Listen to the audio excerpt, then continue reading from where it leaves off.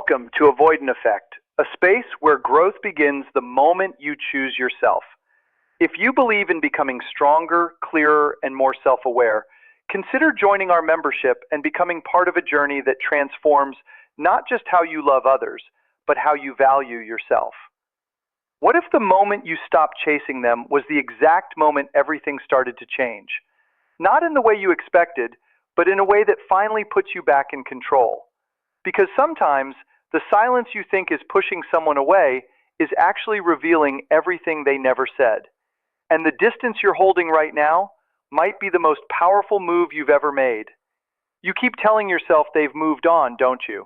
You check your phone more than you want to admit, waiting for something, anything that proves you still matter. A message, a missed call, even the smallest sign. But nothing shows up. And slowly, your mind starts filling in the silence with the worst possible story. Maybe I didn't mean that much. Maybe they don't even notice I'm gone. But there's something important you're missing. Silence doesn't always mean a lack of feeling. For someone with avoidant tendencies, silence can actually be where their emotions become the loudest. While you're trying to hold yourself back from reaching out, they might be dealing with something far more uncomfortable, your absence, without the ability to control the distance anymore. You didn't choose no contact because you stopped caring. You chose it because you were tired of feeling invisible, tired of not being heard, tired of carrying something that once felt real but slowly became one-sided. And now the same question keeps looping in your mind. Do they even notice I'm gone? The truth is, they often do, more than you think. But the way they process it is completely different from how you do. When you go silent, you're not just removing yourself physically. You're also taking away the emotional space they used to rely on to withdraw, to avoid, to stay in control when things felt too intense. From your side, their silence can feel like rejection, like proof that everything meant nothing. But what you don't see is what's happening inside them. While you're searching for answers on your screen, they might be replaying moments in their own mind. Your presence didn't disappear, it shifted. It went from being something external to something internal they can't easily escape. And the memories that stay with them aren't always the obvious ones. Not the big arguments or dramatic conversations. It's often the quiet moments, the times you were patient, the way you showed up emotionally without pressure, the calm energy you brought when they expected tension, the way you connected with them without making them feel trapped.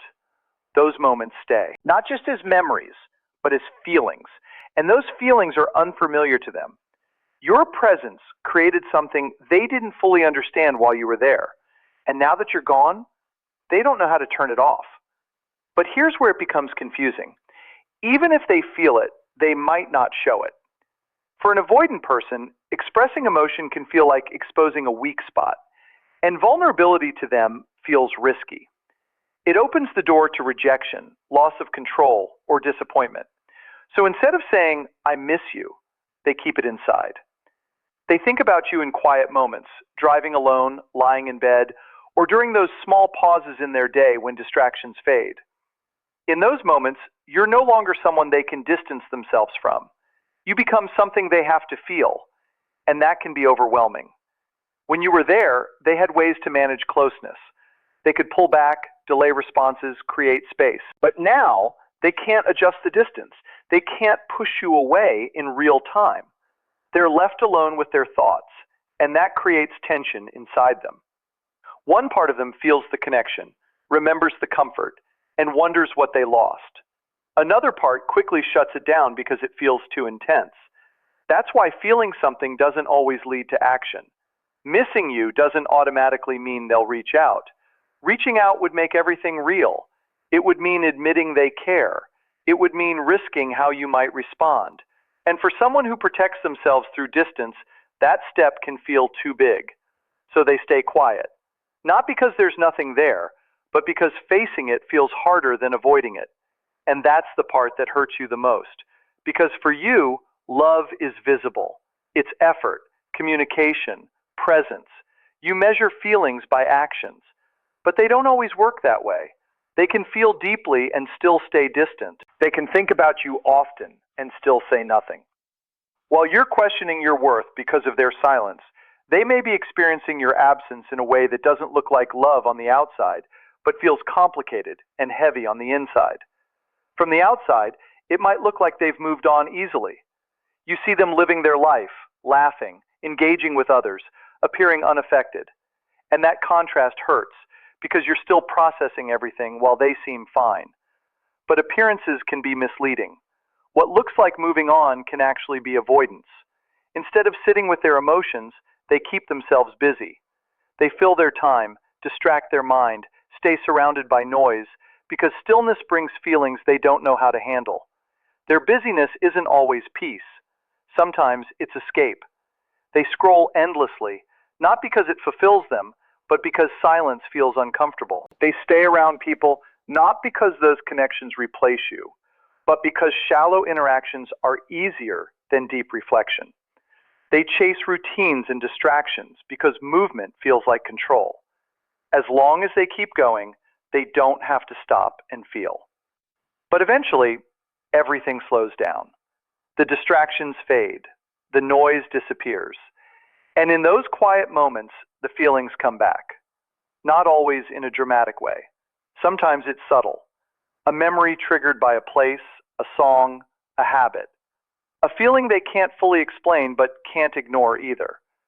They might have believed that staying busy would make it all disappear, that time alone would erase it.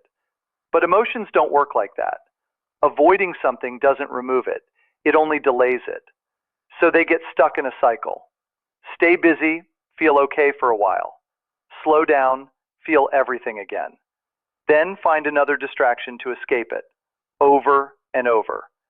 And over time, the exhaustion isn't just from missing you. It's from constantly running away from what your absence made them feel. That's where things get even more complicated.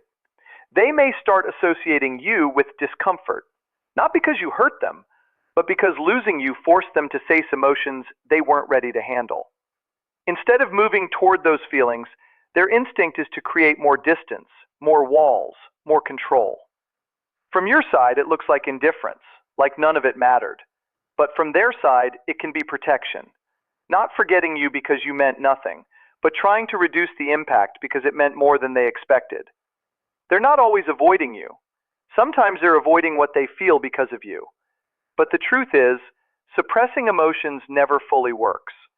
It only delays the moment they rise again. And every time that internal battle returns, it reminds them of something they tried not to face, the connection, the loss, and the part of them that felt something real. And every time that inner resistance softens, even for a moment, they are reminded that what they had with you was not something ordinary. That's why certain connections don't just fade away. It's not because they're constantly thinking about you every second, but because they never fully allowed themselves to understand what the relationship truly meant. The emotions were never completed. They were left open, unresolved. And feelings that are left unresolved don't disappear. They wait. They may never send the message you're hoping for. They may not check in, ask about you, or give you the clarity you want. But that doesn't mean you've disappeared from their awareness. There's a difference between reaching out and quietly paying attention from a distance. Someone can stay silent and still be aware. Someone can keep their distance and still feel the absence of what they lost. For them, distance feels safer than facing what's really going on inside. So instead of direct communication, they take a quieter approach. They observe. They notice.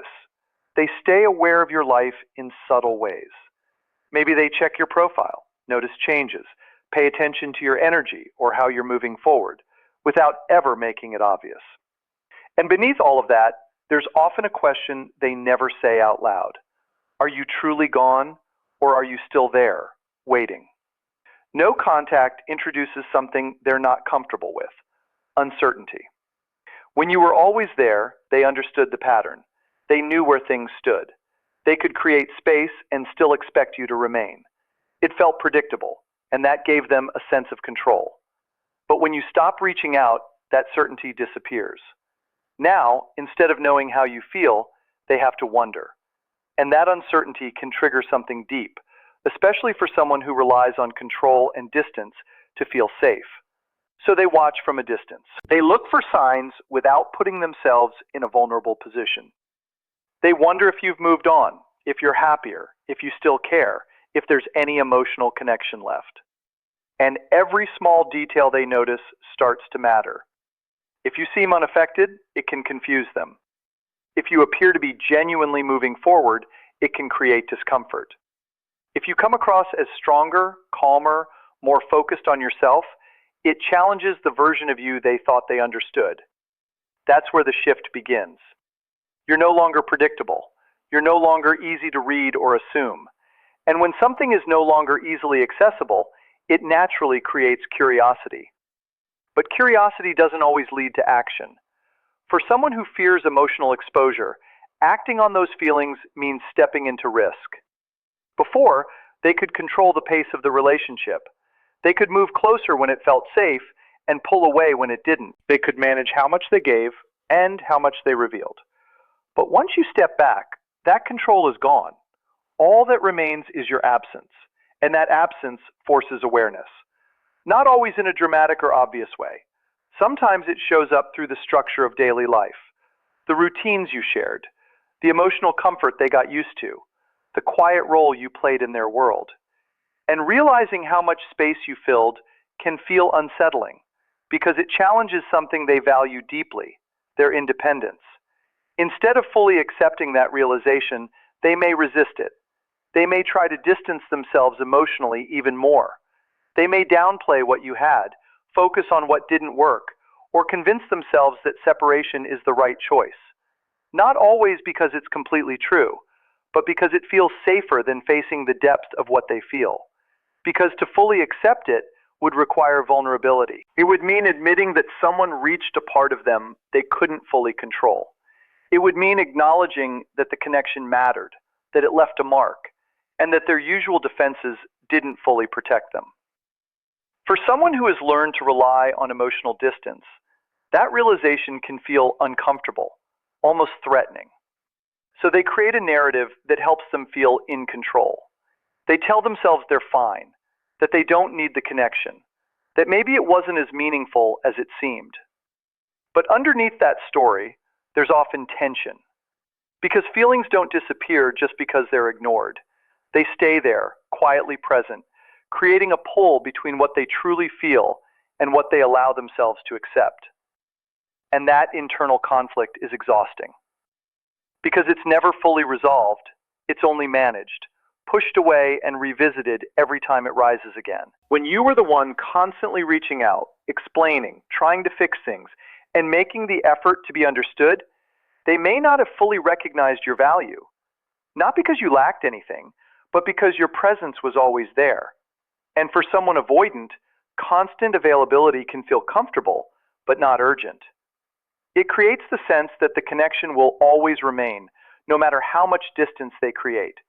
It allows them to stay in control of the space between you. But when you stop chasing, everything changes. When you stop sending messages, stop trying to convince them, stop carrying the weight of fixing something they aren't willing to face, the pattern breaks. You are no longer predictable. You shift from being constantly available to becoming someone they can't automatically access. You go from being someone they could step away from without consequences to someone whose absence they actually have to feel. And that shift creates something powerful. Respect. Not always spoken, not always shown directly, but felt. Internally, they begin to recognize something in you they may have overlooked before. Your self-control, your boundaries, your independence, your ability to choose yourself. Your silence says something without needing words. It shows that you are no longer willing to lose yourself just to keep a connection alive. It tells them that what you felt was real, but you are not dependent on their presence to define your worth. It shows that you have the strength to walk away when something no longer feels right. It shows that you can still care about someone and, at the same time, choose yourself. And that creates a different kind of pull, one that isn't just emotional, but psychological. People often begin to recognize someone's true value when they realize that person is no longer waiting endlessly for their attention. But this is where it becomes complicated. They may never openly admit that something has changed. They won't come to you and say, I see you differently now, or I respect how you handled this. The validation you once hoped for may never come. And the reason is simple. Acknowledging that shift would force them to confront their own behavior. It would mean recognizing how their distance affected you, how their actions created the gap between you. And that level of honesty can feel deeply uncomfortable, especially for someone who already struggles with vulnerability. So instead, they keep it to themselves. They notice the change quietly. They feel that something about you is different. They see that you are no longer reacting the same way, no longer standing in the same emotional place, but they don't express it. Because to say it out loud would mean lowering the walls they've built for protection. Every day you continue to hold your distance, you are breaking a pattern they once relied on. Before, the cycle was predictable. They pulled away, and you moved closer. They went silent, and you filled the space. They created distance, and you worked harder to rebuild the connection. Without realizing it, you were carrying the emotional weight for both of you. Now that pattern is gone, and what replaces it is uncertainty. They're not always just sitting and waiting passively. In many cases, they're watching. They're paying attention to what you'll do next. They may wonder if you'll fall back into the old pattern, if you'll be the one to break the silence, or if this time your change is real.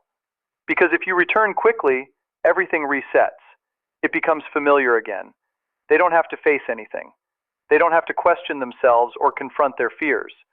The connection goes back to a place where they felt comfortable, where nothing required them to grow.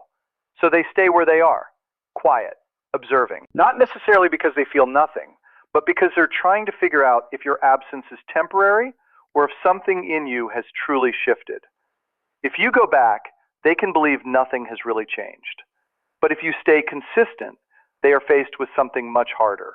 The realization that the dynamic they relied on may no longer exist. And this time, they're not in control. Now they're dealing with someone they can't easily predict. A connection that no longer moves according to their comfort. And that places them in a position they may have avoided for a long time, having to look inward. Because when you don't return, they are left with questions they can't easily escape. Why did things end up this way? What role did they play? What emotions did they avoid? What did they lose by not fully showing up? These are not easy questions, and they require a level of self-awareness that doesn't come naturally to everyone. So they may wait, hoping the pressure fades, hoping you'll come back and restore what felt familiar, because familiarity feels safer than change. But while all of that is happening on their side, something even more important is happening on yours. Every day you continue choosing yourself, you begin to change. Not because you're trying to control them, but because you're finally taking back control of your own life. You spent so much time trying to understand them, trying to interpret their silence, explain their distance, and hold on to something that didn't always give you the same energy in return. But this was never only about them. It was also about you. It was about the moments you ignored your own needs just to keep the connection alive. The times you questioned yourself instead of questioning the situation. The times you accepted confusion, lowered your standards, or stayed in uncertainty because losing them felt worse than losing parts of yourself. And now, in this silence, something shifts. Not in their world, but in yours.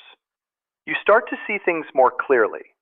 You begin to understand that love was never supposed to feel like constant confusion.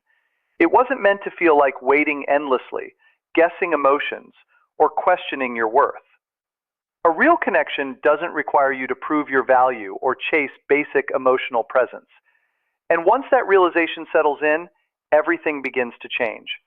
Because no contact was never truly about making them miss you. It was never about forcing them to realize your absence. Its deeper purpose was to bring you back to yourself. It was about breaking a cycle where you kept choosing someone who couldn't meet you at the level you deserved. It was about remembering that your worth doesn't shrink just because someone else couldn't recognize it. Their inability to show up for you does not define your value. And while they may be going through their own internal struggles, their own quiet realizations, your healing cannot depend on whether they understand any of it. Your growth cannot rely on them reaching out, apologizing, or finally seeing what they lost. Your transformation begins the moment your peace is no longer tied to their actions. It begins when you stop asking, will they come back? And start asking, am I coming back to myself? That is where your real strength is. Because if they do return, they won't be coming back to the same version of you. They won't find the person who waited endlessly, chased for clarity, or accepted less just to hold on to the connection. They will meet someone who knows their worth, someone who can love deeply without losing themselves, someone who understands that a relationship should add to their life, not require them to disappear inside it. And if they never return, you are not someone who is left behind, because the person you are becoming is stronger than the version of you who once stayed. You are someone who can walk away from what hurts and still remain whole. Someone who can sit in silence without losing their identity. Someone who no longer accepts half-effort, mixed signals, or emotional distance as the cost of being chosen. The real transformation doesn't happen when someone finally sees your value. It happens when you no longer need them to. Because the moment you truly recognize your own worth, everything changes. Your decisions become clearer, your boundaries become stronger, the way you love becomes healthier, and you begin attracting connections that meet you with the same level of intention and effort you give.